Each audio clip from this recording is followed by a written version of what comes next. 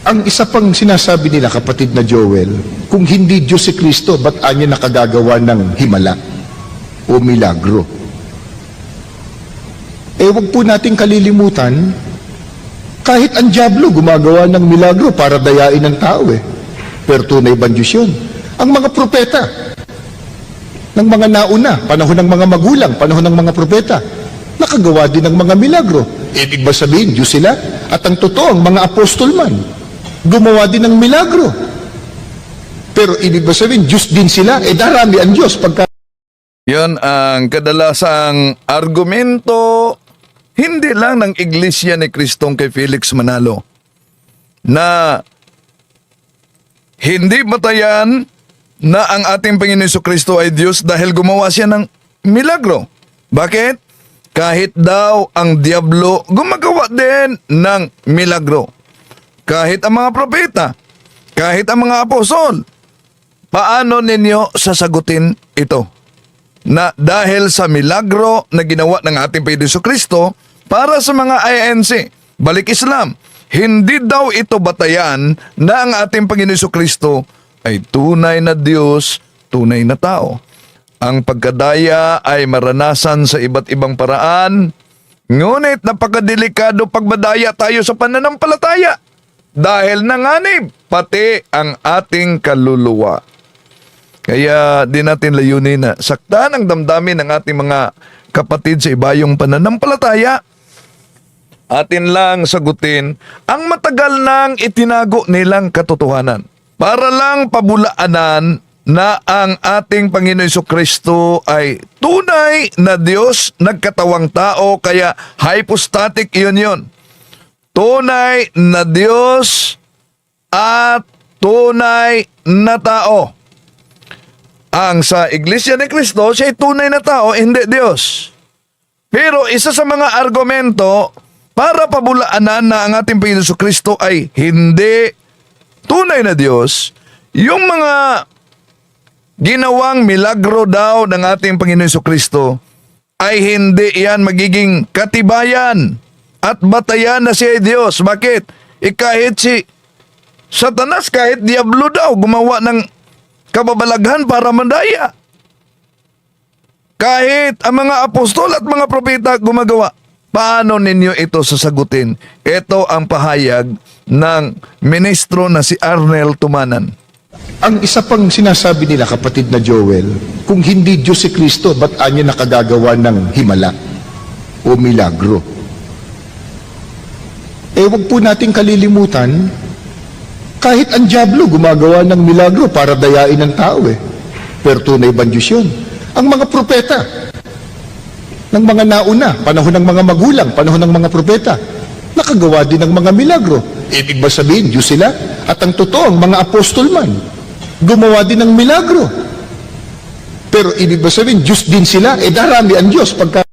Sa ganitong ore ng argumento sa Iglesia ni Cristo na hindi maging batayan, hindi lang Iglesia ni Cristo kay Felix Manalo ang gumagamit ng argumentong ito, kahit sa mga balik Islam. Hindi daw batayan ang mga milagrong ginawa ng ating Panginoon Jesucristo para patunayan na siya ay Diyos. Bakit? Narinig nyo naman si Arnel Tumanan na kahit ang diablo gumagawa ng himala. Mga kapatid, tama, hindi lahat na himala ay patunay na ang Diyos ay gumagawa nito. Pero tandaan natin, mali na ilagay si Jesus na parehong kategorya ng demonyo o piking manggagawa. Tama ba ang ginawa ng ministro na para bang sa milagro na ginawa ng ating Panginoon Jesucristo, inilagay niyang pareho na kategorya ang demonyo o piking manggagawa ng milagro? Balikan natin. Ang isa pang sinasabi nila, kapatid na Joel, kung hindi Diyos si Kristo, ba't anya nakagagawa ng himala o milagro? Wag po nating kalilimutan, kahit ang dyablo gumagawa ng milagro para dayain ng tao Pero tunay bang Diyos yun? Ang mga propeta ng mga nauna, panahon ng mga magulang, panahon ng mga propeta, nakagawa din ng mga milagro. Ibig ba sabihin, Diyos sila? At ang totoo, ang mga apostol man, gumawa din ng milagro. Pero ibig ba sabihin, Diyos din sila? Darami ang Diyos pagka... Tama naman, hindi naman tayo totol na hindi lahat ng mga himala ay galing talaga. Yun ay patunay na ang Diyos ang gumagawa. Kahit demonyo, kahit diablo, pwedeng makagawa. Kahit mga huwad ng mga propita, pwedeng makagawa ng mga peking himala. Pero ang punto dito, tama ba na tulad sa pahayag ni Mr. Arnel Tumanan, inilagay niya si Jesus sa parehong kategorya ng demonyo o piking manggagawa ng himala. Tandaan natin ito, mga mahal na kapatid. Ang himala ng ating Panginoong Hesus ay iba sa lahat. Iba sa mga apostoles, iba sa mga propeta, at lalo nang hindi maaring ikumpara siya at ilagay siya sa parihong kategorya sa himala na ginawa ng mga diablo. Bakit? Kung susuriin natin ang Biblia, yan talaga ang resulta pag litra por litra ang unawan, di ba? Kung suriin talaga natin ang Biblia, ang diablo ay pinapayagan siyang gumawa ng kababalaghan, mga kapatid. Pinapayagan siya, pero limitado ang kapangyarihan. Ngunit ang ating Panginoong Hesus, may absolutong kapangyarihan. Ang demonyo, kahit gumawa ng signs, limitado. Kailangan siyang hihiling ng permiso. Naalala niyo ang Job Kapitulo 1, versikulo 2? Di ba? Humingi siya ng permiso sa Diyos para payagan. So, hindi ang demonyo, mga kapatid, ang diablo na binanggit ni Arnel Tumanan, hindi makapagbigay ng buhay. Lalo nang ang diablo ay hindi makapagpatawad ng kasalanan. Ang mga himala ng ating Panginoong Hesukristo ay kabaliktaran sa diablo. Bakit? Una, sa Juan Kapitulo 11, nagbigay siya ng buhay. Pangalawa, nagpatawad siya ng kasalanan, Marcos Kapitulo 2, versikulo 5 hanggang 12. Sa Marcos Kapitulo 4, versikulo 39, huminto ang bagyo sa utos ng ating Panginoong Hesus. At kung tingnan natin, Marcos Kapitulo 1, versikulo 27, nagpaalis siya ng diablo, ng demonyo, sa kanyang pangalan. Hindi lang yan, sa Biblia, lumakad siya sa dagat. Bumuhay ng patay sa sariling kapangyarihan. Muling nabuhay siya sa sarili niyang kapangyarihan. Juan Kapitulo 2, versikulo 19.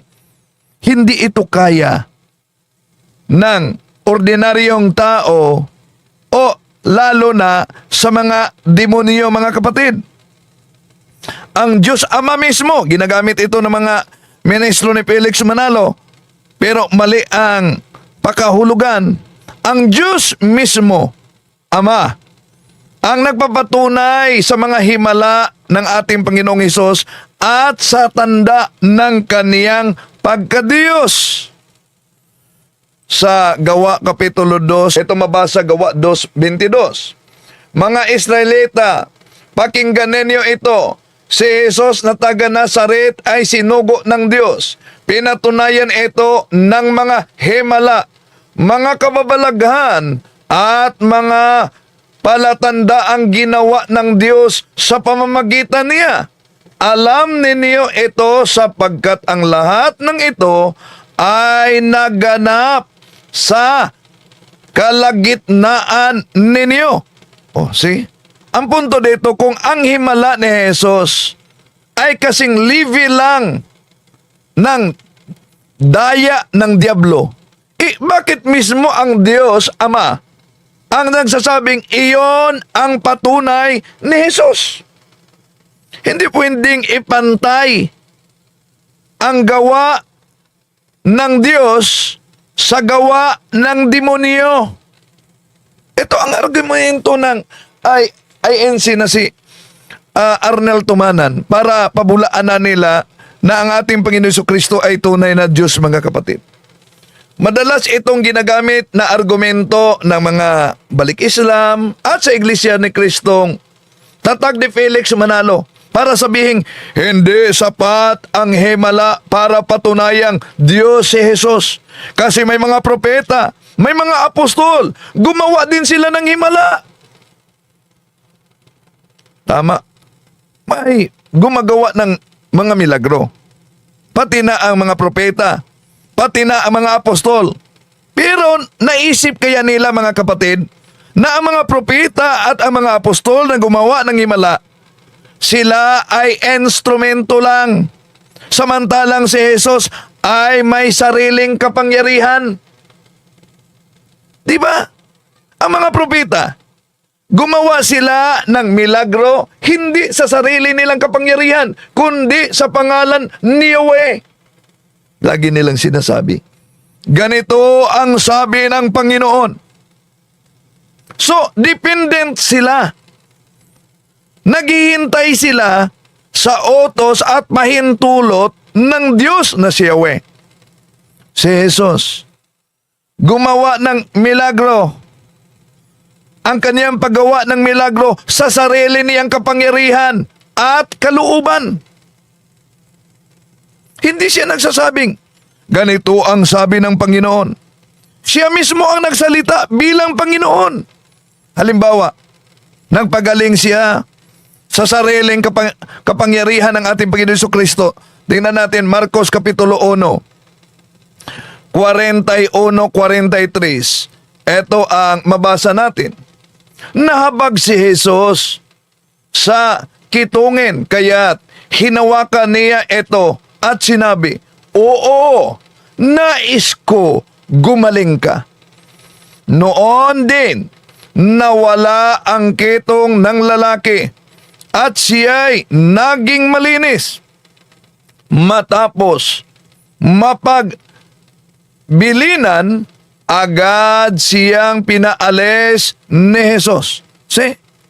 Napansin ninyo ang pagkakaiba, mga kapatid, batay sa talata Marcos 1:41-43? Ang sabi ng ating Panginoong Hesus, oo, nais ko gumaling ka. So, mga kapatid, ginawa ng ating Panginoong Hesus ang mga himala. Ang layunin upang ihayag na siya ay Diyos na nagkatawang tao. Hindi dahil siya ay instrumento tulad ng mga propeta, tulad ng mga apostol. So iba ang klaseng himala na ginawa ng mga propeta at ng mga apostol.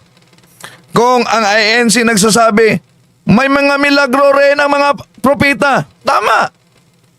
Pero hindi pareho ang himala ng propeta sa himala ng ating Panginoong Hesukristo.